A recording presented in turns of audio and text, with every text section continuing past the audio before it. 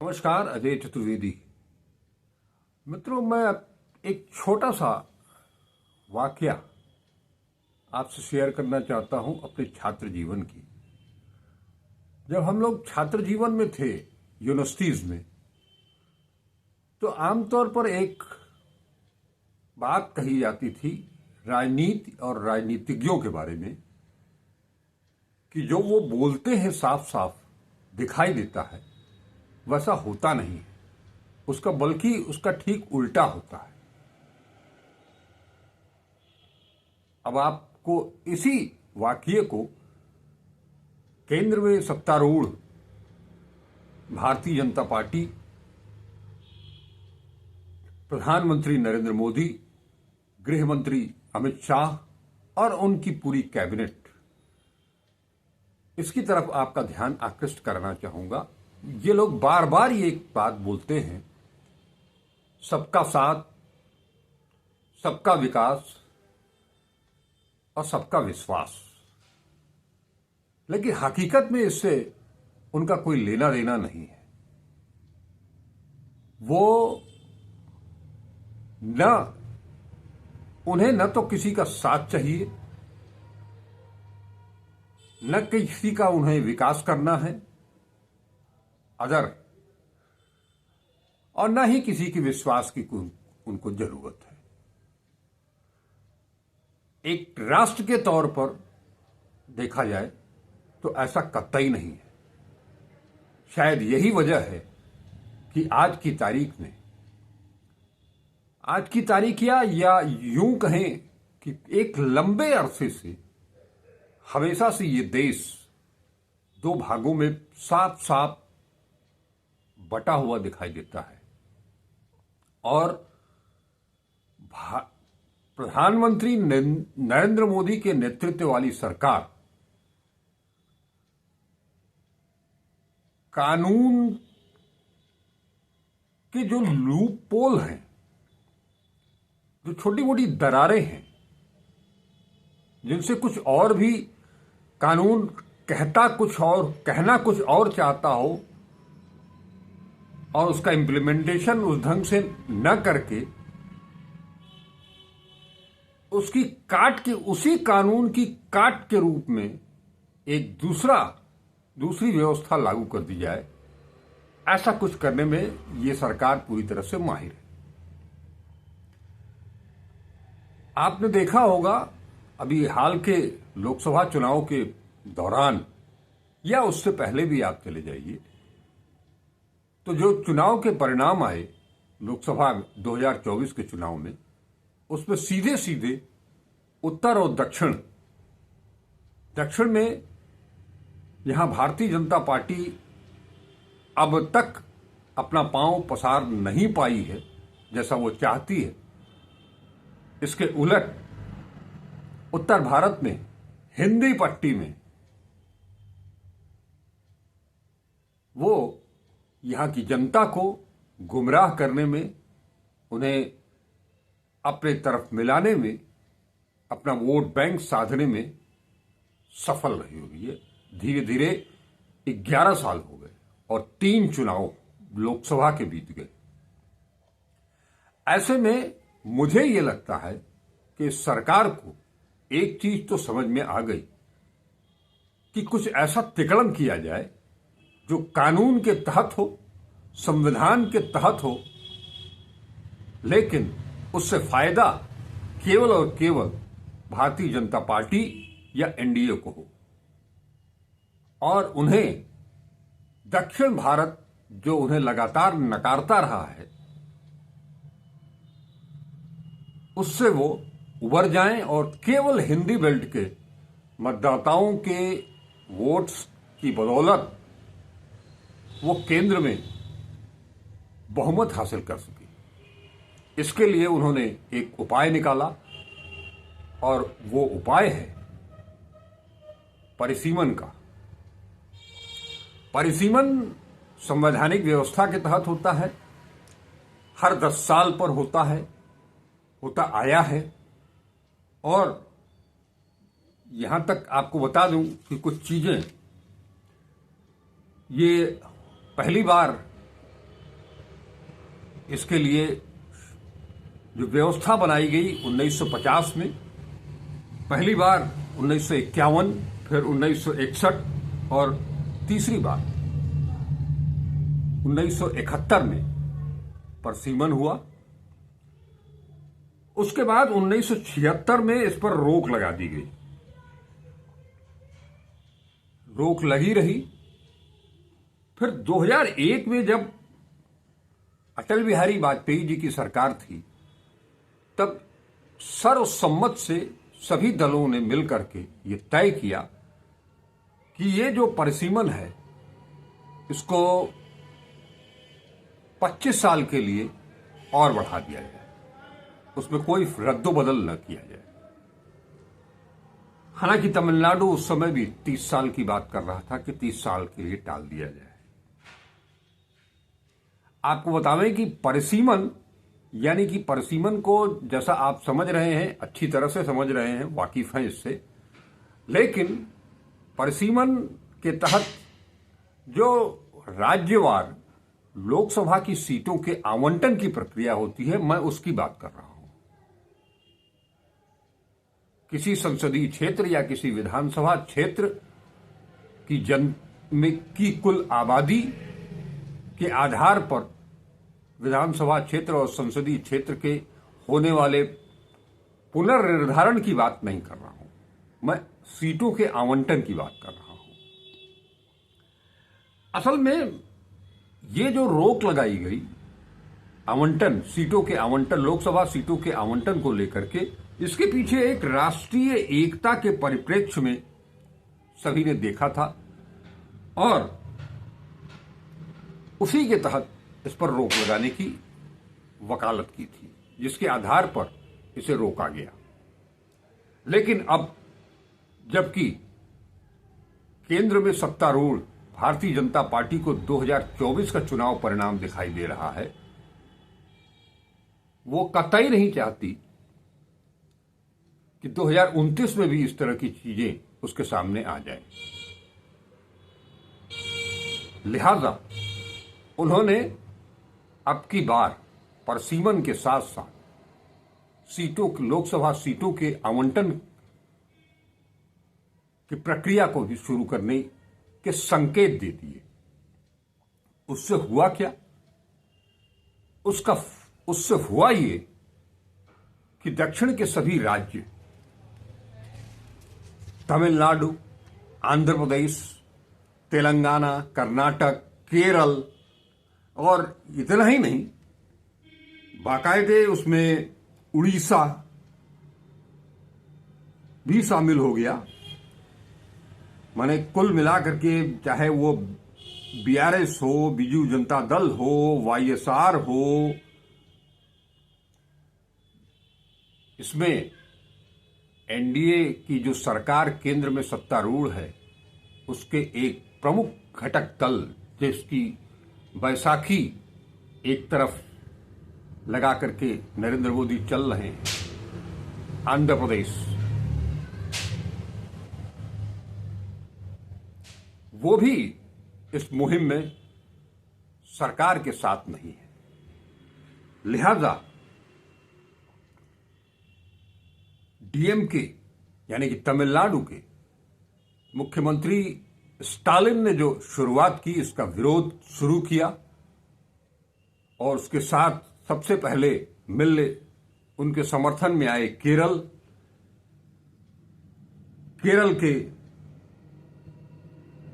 पिनाराई विजयन ने स्टालिन का पूरा समर्थन करने का वादा कर दिया है। ये 22 मार्च को इसकी बैठक होने जा रही है। इसमें जगमोहन रेड्डी भी हैं, इसमें बीजू जनता दल और उड़ीसा के पूर्व मुख्यमंत्री वो भी शामिल हैं। यानी मिला जुला करके और पूरा का पूरा बंटवारा सीधी सीधी एक रेखा दिखाई दे रही है, जो बाकायदे जिसका कहना है कि केंद्र की बीजेपी सरकार लोकतंत्र व संघवाद के मूल्यों की उपेक्षा कर रही है और इसी के तहत हम सभी दक्षिण राज्यों को एकजुट होना पड़ेगा। दरअसल परसीमन संघीय संसदीय व विधानसभा की सीमा का निर्धारण की एक प्रक्रिया है, जो कि जैसा मैंने बताया कि वो संविधान के तहत ही होती है। जनगणना के आंकड़ों के आधार पर परसीमन आयोग परिसीमन कराता है। लेकिन डर ये है, दक्षिण भारतीय ये जो राज्यों का नाम मैं आपको ले रहा हूं, उन्हें ये डर सता रहा है कि जनसंख्या, जैसा कि परसीमन जनसंख्या के आंकड़ों के आधार पर परसीमन होता है, किसी की सीमा बदलती है, किसी की सीमा बढ़ती है, किसी की सीमा घटती है, चाहे वो संसदीय क्षेत्र हो, चाहे वो विधानसभा क्षेत्र हो। लेकिन उसी के आधार पर, आबादी के ही आधार पर सीटों को घटाया बढ़ाया जाता है। अब इसमें एक सबसे बड़ी दिक्कत है कि राष्ट्रीय परिप्रेक्ष्य में, राष्ट्र हित में दक्षिण के इन राज्यों ने परिवार नियोजन और जनसंख्या नियंत्रण पर बहुत बेहतरीन काम किया। आज पूरी दुनिया इस बात को चिल्ला रही है कि अगर इसी तरह दुनिया की आबादी बढ़ती रही तो एक दिन हमको खाने को अनाज भी नहीं मिलेगा, पीने को पानी भी नहीं मिलेगा। लेकिन भारतीय जनता पार्टी और आरएसएस के जो सहयोगी दल हैं, उनकी जो विभिन्न इकाइयां हैं, उन सभी का समय समय पर एक ही वाक्य होता है, ज्यादा से ज्यादा बच्चे पैदा करो। यहां अभी तक जो हिंदू साम्यवादी संगठन ज्यादा से ज्यादा बच्चे पैदा करने की बात करते रहे हैं, वो इस परिप्रेक्ष्य में नहीं करते रहे। भले ही उनका परिप्रेक्ष्य अलग था, उनका दृष्टिकोण अलग था। दरअसल वो 80-20 के रेशियो को 100% पे ले आने के लिए वो चाहत रखते थे। लेकिन जिस तरह से दक्षिण के राज्यों ने आबादी नियंत्रण, परिवार नियोजन को बेहतरीन तरीके से अपनाया और उसे इंप्लीमेंट किया, जिसका नतीजा ये हुआ कि वहां की जनसंख्या नियंत्रित है। इसके उलट हिंदी भाषी क्षेत्र, जहां अधिक से अधिक बच्चे पैदा करने का स्लोगन हर कुछ समय पर दिया जाता है। बहुत पहले एक फिल्म मैंने देखी थी जिसमें यह बताया गया था कि जहां सुविधाओं का अभाव होता है, मनोरंजन का अभाव होता है, वहां कुछ और काम नहीं होता, बल्कि लोगों की प्रजनन क्षमता बढ़ जाती है। तो हम लोगों ने, हिंदी पट्टी के लोगों ने अपनी आबादी को बेहिसाब तरीके से बढ़ाने का काम किया। और अब इसी बिना पर केंद्र की नरेंद्र मोदी सरकार ये चाहती है कि किसी न किसी तरह से ऐसा कुछ जुगाड़ कर लिया जाए कि दक्षिण भारतीय राज्यों की का लोकसभा का जो सीटों का आवंटन है उसे घटा दिया जाए आबादी के हिसाब से, और उत्तर भारत में जो राज्य हैं उनके सीटों की संख्या आबादी के आधार पर बढ़ा दी जाए। लेकिन वो इसके दूरगामी परिणाम से पूरी तरह से शायद विज्ञ नहीं है। ये एक बहुत बड़ा, देश में आजादी के बाद से अब तक का ये देश को इस तरह से एक लाइन में बांटने वाला काम होगा। मैं गलत नहीं कह रहा हूं। बहुत सारे विद्वानों ने अभी हाल ही में इस पर बहुत कुछ लिखा है, बहुत कुछ बोला है, सोशल मीडिया पर, यूट्यूब पर। पारंपरिक मीडिया को इससे कोई सरोकार है नहीं। इसलिए वो इस ऐसे मुद्दों को कभी उठाएगा नहीं, उस पर विश्लेषण करने की कोशिश करेगा नहीं। आपको बता दें, केवल दक्षिण भारतीय राज्यों ने केवल आबादी नियंत्रण और परिवार नियोजन पर ही बेहतरीन काम नहीं किया। विकास की अगर बात करें, प्रति व्यक्ति आय की अगर बात करें, तो उत्तर भारत यानी हिंदी बेल्ट से कहीं बेहतर, कई गुना बेहतर वो दक्षिण पट्टी के राज्य हैं। वो चाहे आर्थिक स्थिति हो, चाहे विकास का मामला हो। आज हर कोई चेन्नई या हर युवा चेन्नई या बेंगलोर जाने की चाहत क्यों रखता है? क्योंकि उस ढंग से वहां पर डेवलपमेंट किया गया है। आपके पास काम देने के लिए ऐसा कुछ है नहीं हिंदी बेल्ट में युवाओं के लिए, जिसके चलते उन्हें दक्षिण भागना पड़ता है। और कल को अगर वो महाराष्ट्र की तरह ये कहने लगे कि हम हिंदी बेल्ट के लोगों को अपने यहां काम नहीं देंगे, तो आप क्या करेंगे? तो हिंदी बेल्ट के लोग, जो कुछ युवाओं को कुछ काम दक्षिण भारत की पट्टी में मिल जाता है, वो भी नहीं मिलेगा। तब बेरोजगारी का आलम और क्या होगा, इसका अंदाजा आप लगा सकते हैं। अब ये इसलिए मैं कह रहा हूं कि ये बहुत बड़ा अहम मुद्दा है, ये बहुत बड़ी चुनौती है। अब जैसा मैंने बताया आपको, अगर दो चीजें हैं, परसीमन है, सीटों का आवंटन है, और नई शिक्षा नीति तथा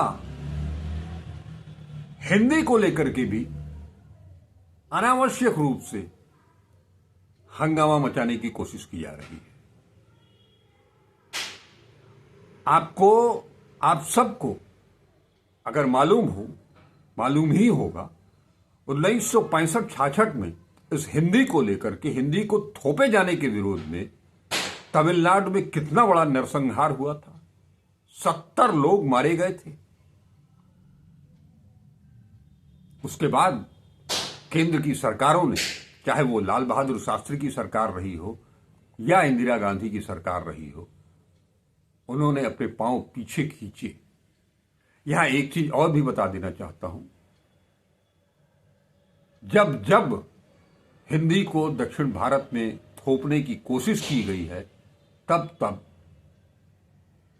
हिंदी कमजोर हुई है। हालांकि हिंदी को और किसी ने कमजोर नहीं किया है, बल्कि हिंदी को हिंदी वालों ने ही कमजोर किया है। केंद्र में सरकार चाहे जिसकी रही हो, हिंदी के लिए, और खास तौर पर अगर बीजेपी शासित केंद्र सरकार की बात करें, चाहे वो अटल बिहारी वाजपेयी रहे हों, चाहे नरेंद्र मोदी रहे हों, हिंदी के लिए, हिंदी के विकास के लिए क्या किया, अगर वो एक शब्द में बता सके, उनके पास बताने के लिए कुछ है ही नहीं। केवल राष्ट्रसंघ में जाकर के हिंदी में भाषण देने के अलावा इनके पास कुछ भी नहीं है। तो आप जबरदस्ती त्रिभाषा फार्मूला, जो कि एक अच्छा फार्मूला है, लेकिन इसे आप अपने ऊपर क्यों नहीं लागू करते? हिंदी बेल्ट के लोग, आप भी दक्षिण की भाषाओं को सीखिए। केवल हम नहीं सीखेंगे, केवल उनके ऊपर थोप देंगे, लाद देंगे, ये कैसे चलेगा? ये देश विविधता में एकता का देश है। इस देश को गढ़ने वालों ने, बनाने वालों ने इसे उसी रूप में स्वीकार किया है, क्षेत्रीयता के आधार पर, भाषा के आधार पर, उनकी संस्कृति के आधार पर। आप उसे खत्म कैसे कर सकते हैं? आप उसे तोड़ नहीं सकते हैं। आप उसे तोड़ने की कोशिश करेंगे तो देश टूटेगा।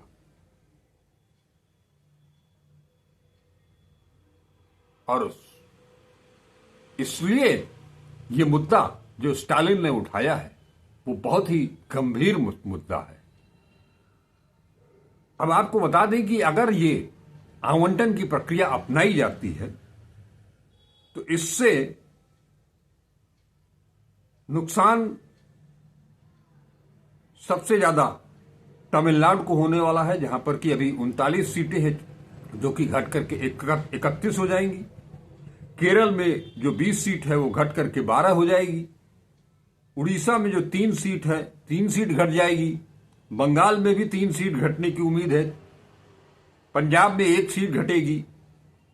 तेलंगाना में 4 सीट, आंध्र प्रदेश में 4 सीट और कर्नाटक में 2 सीट घटेगी। फायदा किससे होगा?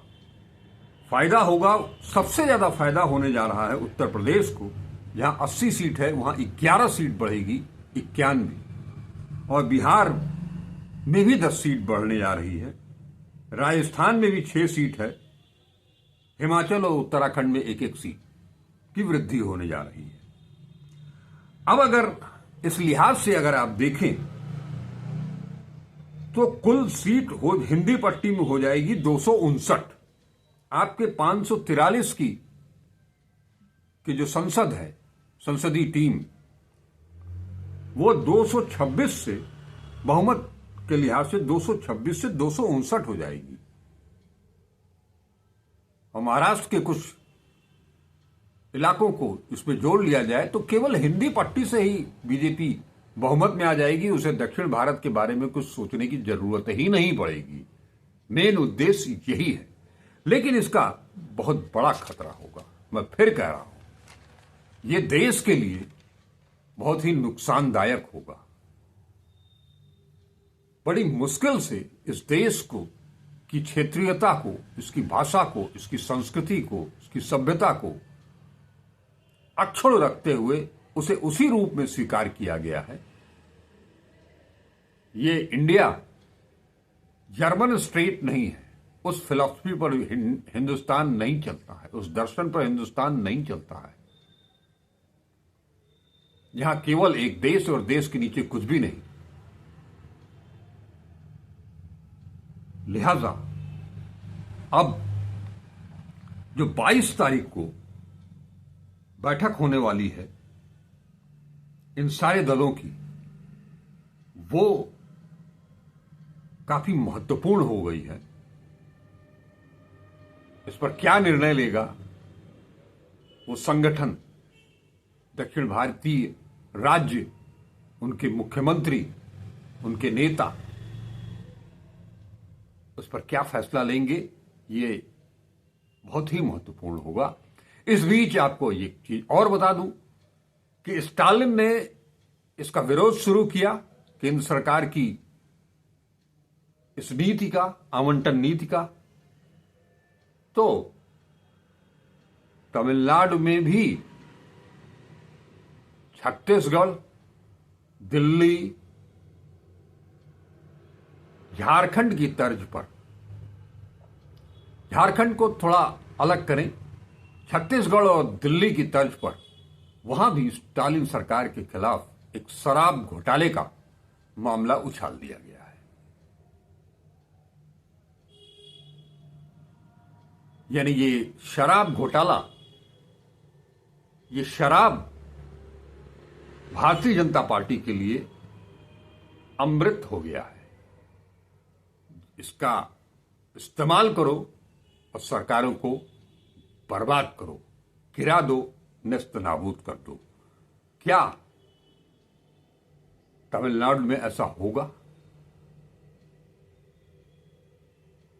क्या नरेंद्र मोदी, अमित शाह, आरएसएस और पूरी बीजेपी अपने मकसद में सफल होगी? अगर वो सफल होते हैं तो देश के लिए बहुत ही खतरनाक होगा। इस संबंध में